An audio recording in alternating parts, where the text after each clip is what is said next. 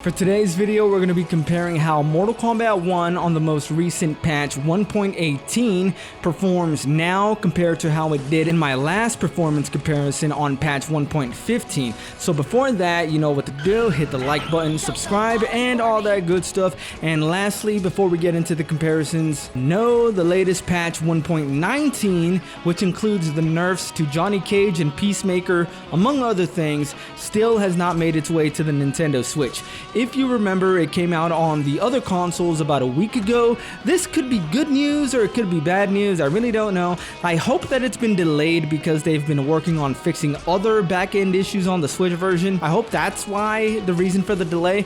Oh yeah, the premium edition of MK1 on Switch is still on sale for 43 bucks, so that is a huge discount. Now let's get into the comparison, and boy have there been some improvements. So in getting into it, let's look at the performance of the main menu. Like I pointed out in an earlier video, visually the main menu now looks a lot better, but performance wise not much seems to have changed, but it's not like it performs badly or anything. It still stays around 30 FPS. And now moving on to Sindel's Fatality in patch 1.15, it performed better than it did in previous patches, but it was still pretty slow with a lot of slowdowns, and with 1.18 we can see that it performs even better now, staying much closer to the intended 30 frames per second than it was able to manage before. Fatalities in general seem to perform better in 1.18 than they did in previous updates, as you can see here with this Liu Kang Double Dragon Fatality. Lighting also seems to be a lot better, although that may have more to do with the stages being different.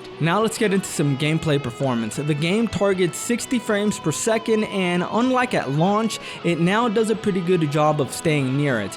During the first few months of the game's lifespan on the Switch, one of the biggest issues was that anytime that you would call a cameo, anytime that a cameo was on screen, whether it was one cameo or two cameos, the game would instantly cut down to 30 frames per second. You don't want that in the video game. It doesn't do that anymore. You can see here in this gameplay, the game is pretty decent at staying near and sometimes going over 60 frames per second. When a cameo is called, it drops a bit into the low 50s, and depending on the cameo move that you use, it might even drop a bit lower than that. But here you can see that when two cameos are on screen, and I said two cameos, when two cameos are on screen at the same time, the game does drop down to 30 frames per second. Hopefully this is something that they can remedy in future patches. When only two characters are on screen, however, it has no issues maintaining a steady 60 frames per second. The final cutscene in Towers mode in patch 1.15 was a major improvement over what it was on day one,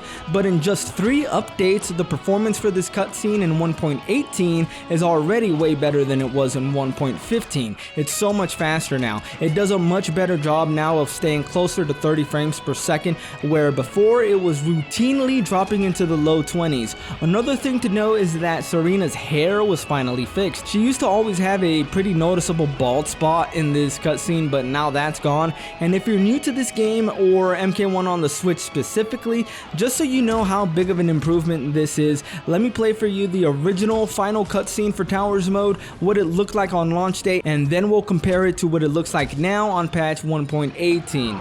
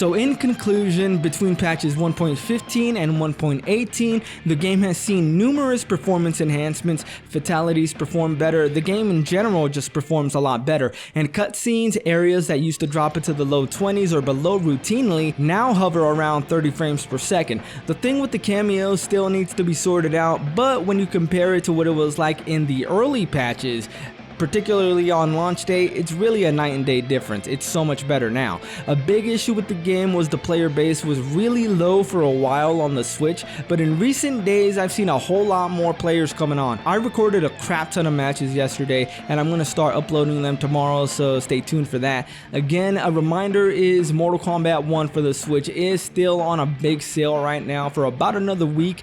The premium edition is only $43, so in this sale you can get the combat pack and the game, so that's like a $70 discount, dude. You cannot tell me that that's not worth it now, especially with all the fixes. And with all that being said, I'm gonna keep bringing you more combo videos, online matches, and video game news. I'm SwitchPlayed. Done.